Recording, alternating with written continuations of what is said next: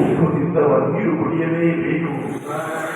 ಅಮ್ಮ ನೀವು ಚಕ್ರವರ್ತಿ ಹೇಳಬೇಕೆ ಅಂತ ಸಾವಿರ ಆಹಾರವನ್ನು ಕೊಡುವುದಕ್ಕಿಂತ ಯಾಕೆ ನಾನೊಂದು ತೀರ್ಮಾನ ಮಾಡಿದ್ದೇನೆ ಮಗ. ಶನಿದೇವರು ನನ್ನನ್ನು ರಾಜ್ಯಭ್ರಷ್ಟವನ್ನಾಗಿಸಿದರು. ಶನಿದೇವರಿಂದಾಗಿಯೇ ನಾನು ರೂಪಭ್ರಂಶವನ್ನು ಹೊಂದಿದ್ದೇನೆ.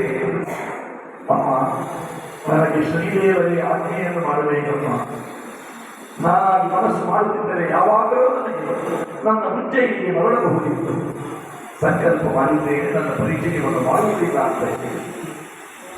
ಸುಶೀಲ, 1 ತಿಂಗಳು ನನ್ನ ಆಹಾರವಿಲ್ಲದೆ ಇದೆ. ಕಳೆದ 2 ತಿಂಗಳುಗಳಿಂದ ನನ್ನ ಆಹಾರ ದೊರಕುತ್ತಾ ಇದೆ. ಅದು ಶನಿದೇವರು ನನಗೆ ಕೊಟ್ಟ ಪ್ರಸಾದವನ್ನು ತಿಳ್ಕೊಳ್ತೇನೆ. ಉದಿಸಿದ ಸೂರ್ಯ ಅಸ್ತಂಗತನಾಗುವುದು. ಮೇಯುವುದಕ್ಕೆ ಹೋದಂತಹ ದನ ಕರುಗಳು ಹಟ್ಟಿಯನ್ನು ಸೇರುವುದಕ್ಕೆ ಅವಸರದಿಂದ ಓಡಿ ಬರುವಾಗ ಏಳುವ ಗೂಡು ಗೋಧೂಳಿ ಲಗ್ನ. ನವವಿವಾಹಿತೆಯಾದ ನೀನು ಪತಿಗ್ರಹವನ್ನು ಈ ಗೋಧೂಳಿ ಲಗ್ನದಲ್ಲೇ ಸೇರಬೇಕಮ್ಮ. ಹೋಗಮ್ಮ, ದೇವರು ನಿಮಗೆ ಒಳ್ಳೆಯದು ಮಾಡಬೇಕು. ಏನಮ್ಮ, ನಿನ್ನ ಪತಿಗ್ರಹಕ್ಕೆ ಹೋಗು ಅಂದ್ರೆ ಮಹಾರಾಜ,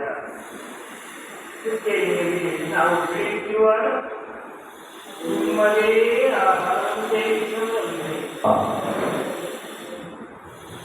ನಿಮ್ಮದೇ ನಾಡಿನಲ್ಲಿ ಹೆಚ್ಚಿಯನ್ನು ಬುದ್ಧಿಯನ್ನು ಕಲಿತವರು, ಕಲಿಯುವುದಕ್ಕೆ ಅನುಕೂಲವನ್ನು ಮಾಡಿಕೊಟ್ಟವರು.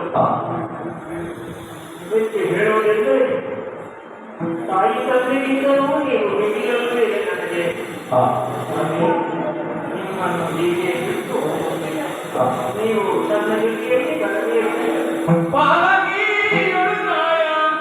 ನಾಯಗೆ ಕೂಡಿಗೆ ಹೊರಟಳು.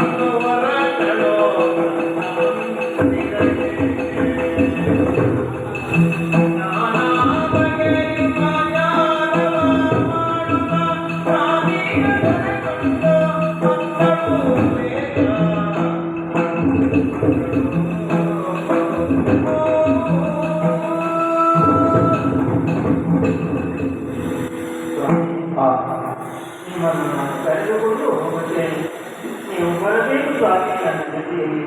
ಬಾಲಕಿ, ಮಹಾರಾಜ, ಮುಳ್ಳಿನ ಮೇಲೆ ಬಟ್ಟೆ ಬಿದ್ದರು, ಬಟ್ಟೆಯ ಮೇಲೆ ಮುಳ್ಳು ಬಿದ್ದರು, ಅರಿಯುವುದು ಬಟ್ಟೆಯೇ ಮಗ. ನಿನ್ನ ಬದುಕಿನ ಬಟ್ಟೆಯ ಬಗ್ಗೆ ಯೋಚಿಸಮ್ಮ. ನಿನ್ನ ಗಂಡ, ನಿನ್ನ ಅತ್ತೆ ಮಾವಂದಿರು,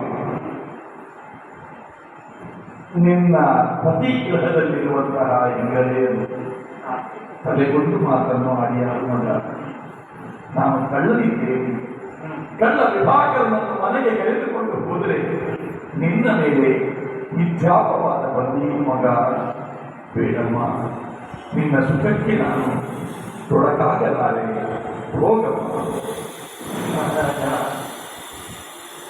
ನನಗೆ ಕೆಟ್ಟ ಹೆಸರು ಬರುತ್ತದೆ ಎಂಬುದಾಗಿ ನೀವು ಹಿಂಜರಿಯುವುದಾಗಿ ಸ್ವಾಮಿ, ಯಾವ ಹೆಸರೇ ಬರಲಿ, ಕೆಟ್ಟ ಹೆಸರು ಬರಲಿ ಅಥವಾ ಒಳ್ಳೆಯ ಹೆಸರೇ ಬರಲಿ, ನಿಮ್ಮನ್ನು ಈ ದಾರಿಯಲ್ಲಿ ಈ ರೀತಿಯಾಗಿ ನಾನು ಬಿಟ್ಟು ಹೋಗಲಾರೆ.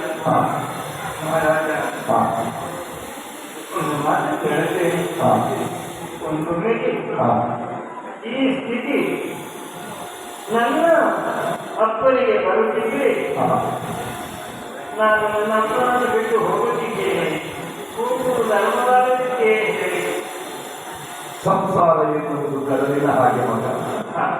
ಒಂದು ನದಿಯನ್ನು ಹೀಗುವಂತಹ ಹೊತ್ತಲ್ಲಿ ಯಾರು ಕಲ್ಲನ್ನು ತನ್ನ ಕೊರಳಿಗೆ ಕಟ್ಟಿಕೊಂಡು ಈಜುವ ಪ್ರಯತ್ನವನ್ನು ಮಾಡುವುದಿಲ್ಲ ಮಗ. ಸಂಸಾರ ಎನ್ನುವ ಶರಭಿಯನ್ನು ದಾಟುವುದಕ್ಕೆ ಸಿದ್ಧನಾದವಳು ನೀನು. ನಿನ್ನ ಸುಖಕ್ಕೆ ನಾನು ತೊಡಕಾಗಿರುವುದಿಲ್ಲ. ಛಲಬೇಡ, ಹಠಬೇಡ, ಹೋಗಮ್ಮ, ಹೋಗು. ಒಮ್ಮೆ ನನ್ನನ್ನು ಚೆನ್ನಾಗಿ ನೋಡಿಕೊಳ್ಳಿ. ನಾನು ಈ ರೀತಿಯಾಗಿ ನಿಮ್ಮಲ್ಲಿ ಮಾತನಾಡಬೇಕಿದೆ.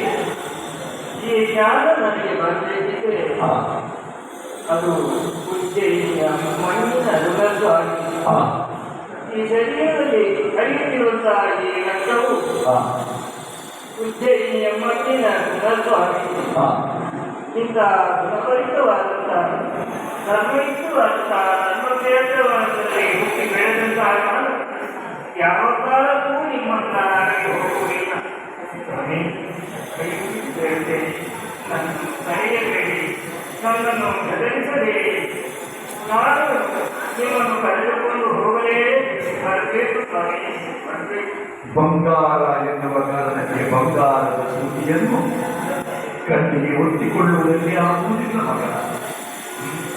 ಕೆಂಡ ನೋಡಲು ಚೆನ್ನಾಗಿದೆ ಎನ್ನುವ ಕಾರಣಕ್ಕೆ ಅದನ್ನು ಮಡಿಲಲ್ಲಿ ಕಟ್ಟಿಕೊಂಡಿರುವುದಕ್ಕೆ ಸಾಧ್ಯವಿಲ್ಲವಮ್ಮ. ಬೇಡಮ್ಮ, ಹಠ ಮಾಡಬೇಡ, ಹೋಗಮ್ಮ, ನಾನು ಬರಲ್ಲ. ಅಯ್ಯೋ, ಈ ದೃಷ್ಟಿಯು ನನ್ನ ಪಾಲಿಗೆ ಬರಬಹುದು. ಕರುಣಾನಿಧಿಯುವುದಾಗಿ ಉದ್ದೇಶವೆಲ್ಲವೂ ನಿಮ್ಮನ್ನು ಕೊಂಡಾಡುತ್ತಾ ಇದ್ದರು. ನಿಮ್ಮನ್ನು ಹೊಗಳುತ್ತಾ ಇದ್ದು ದಯಾವಂತರು ಸದ್ಭಕ್ತರು ಎಂಬ ಹಾಗೆ. ಸ್ವಾಮಿ, ನಾನು ಎಷ್ಟು ವಿನಯದಿಂದ ನಿಮಗೆ ಬೇಡಿಕೊಳ್ಳುತ್ತಾ ಇದ್ದೇನೆ. ನನ್ನ ಸದ್ದಿಗೆ ಸಮಾನ ನೀವು. ನಿಮ್ಮನ್ನು ನಾನು ನೋಡಿಕೊಳ್ಳಬೇಕು ಎಂಬ ಹಾಗೆ ನನ್ನ ಮನಸ್ಸು ಹೇಳುತ್ತಾ ಇದ್ದರೆ ಒಪ್ಪುವುದಿಲ್ಲವೇ ಸ್ವಾಮಿ? ನಾನು ಬರಲಾರೆ, ಒಪ್ಪುವುದಿಲ್ಲವೇ? ನಾನು ಬರಲಾರೆ. ಒಪ್ಪುವುದಿಲ್ಲವೇ ಸ್ವಾಮಿ? ಬೇಡ. ಜೀವನವೇ ಯಾವ ಕಾಲಕ್ಕೆ ಈ ದೌರ್ಭಾಗ್ಯ ಸುದ್ದಿ ಬಂದವರೆಗೂ ಮತ್ತೆ ನಾನು ಯಾಕೆ ಕೇಳಿದೆ? ನಾನಿಲ್ಲಿ ನಿಮ್ಮ ಬಳಿಯಲ್ಲೇ ಇದ್ದ ಪ್ರಾಣವನ್ನು ಕಳೆದುಕೊಳ್ಳುತ್ತೇನೆ. ನನಗೆ ಯಾವತ್ತೂ ಬೇಡದ್ದು ಆಗಿದೆ. ಹಾ ಹಾ ಹಾ ಸರಿಯಮ್ಮ, ನಿನ್ನ ಹಠದೇ ಬೇಕಾಯಿತು. ಮಾತಿನ ಅರ್ಥದಿಂದ ನನ್ನನ್ನು ಬಿಗಿದೆ. ಸರಿಯಮ್ಮ, ನನ್ನನ್ನು ಕರೆದುಕೊಂಡು ಹೋಗುತ್ತೀನಿ ಅಂತ ಹೇಳ್ತಾ ಇದ್ದೀನಿ. ನಾನು ಹೇಗೆ ಬರಲಮ್ಮ? ನನಗೆ ನಡೆಯುವುದಕ್ಕೆ ಕಾಲಿಲ್ಲವಲ್ಲ. ನಾನು ನಡೆಸಿಕೊಂಡು ಬಂದವರಲ್ಲ. ನನ್ನನ್ನು ಆತ್ಮಕ್ಕೆ ಹೆಗಲೇರಿಸಿಕೊಂಡು ಬಂದಿದ್ದ ಆ ಪಲ್ಲವಿಯನ್ನು ಅದು ನಿನಗೆ ಮಗ, ಹೊಸ ಮದುಮಗಳಿಗೆ ಹೋಗುವುದಕ್ಕೆ. ನಿಮಗಿಂತ ದೊಡ್ಡದು ಇನ್ನೇನು ನನಗೊಂದು ಹೇಳಿ ಕೋಳಿಗಳಲ್ಲಿ ಹೇಳಿದ್ದೇನೆ. ಈ ಒಂದು ಶರೀರವನ್ನು ಎತ್ತಿಕೊಂಡು ಹೋಗಿ ಪಲ್ಲಕ್ಕಿಯಲ್ಲಿ ಇರಿಸಿ ಎಂಬ ಹಾಗೆ ನನ್ನ ಆಜ್ಞೆಯಲ್ಲಿ ಇವರು ಪಾಲಿಸಿದ್ದಾರೆ. ನೀವು ಪಲ್ಲಕ್ಕಿಯಲ್ಲಿ ಸಾಗುತ್ತಾ ಇರುವಾಗ ನಾನು ಪಲ್ಲಕ್ಕಿಯನ್ನು ಕೈಕೊಟ್ಟು ನಿಮ್ಮ ಜೊತೆಯಲ್ಲಿ ಬರುತ್ತೇನೆ. ಹೋಗೋಣವೇ? ನೀನು ಕರೆದುಕೊಂಡು ಹೋಗುವುದಲ್ಲಮ್ಮ, ಮತ್ತೆ ಕಾಕವಾಹನನಾದಂತಹ ಶನೀಶ್ವರ ನನ್ನನ್ನು ಆ ಗಾಣಿಗನ ಮನೆಗೆ ಎಳೆಯುತ್ತಿದ್ದಾನೆ, ಗಾಣದ ಮನೆಗೆ ಸೆಳೆಯುತ್ತಿದ್ದಾನೆ. ಹೋಗೋಣ ಹೋಗೋಣ ಹೋಗೋಣ.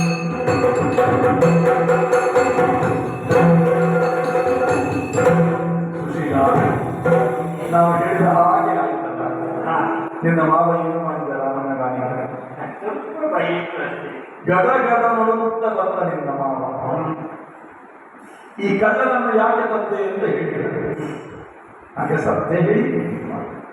ಹೌದು ಸರ್, ಹಾ ನನ್ನ ಮಾವನಲ್ಲಿ ಹಾ ಸತ್ಯವನ್ನೇ ಹಾಡಿದ್ದೇವೆ. ಇವರು ಕಳ್ಳರಲ್ಲ, ಉಜ್ಜಯಿನಿಯ ಮಹಾಪ್ರಭುಗಳು ಎಂಬ ಹಾಗೆ. ಹಾ ಸತ್ಯವನ್ನು ತಿಳಿದಂತ ಮಾವ ಹಾ ನೇರವಾಗಿ ಚಂದ್ರಸೇನ ಮಹಾರಾಜನಿಗೆ ಹೋಗಿ, ಹಾ ಸ್ವಾಮಿ, ನೀವು ಆವತ್ತು ಕೈಕಾಲು ಪಡೆದಂತ ಆ ಮತ್ತು ದೇಹ ಹಾ ಇನ್ನೂ ಜೀವಂತವಾಗಿದೆ.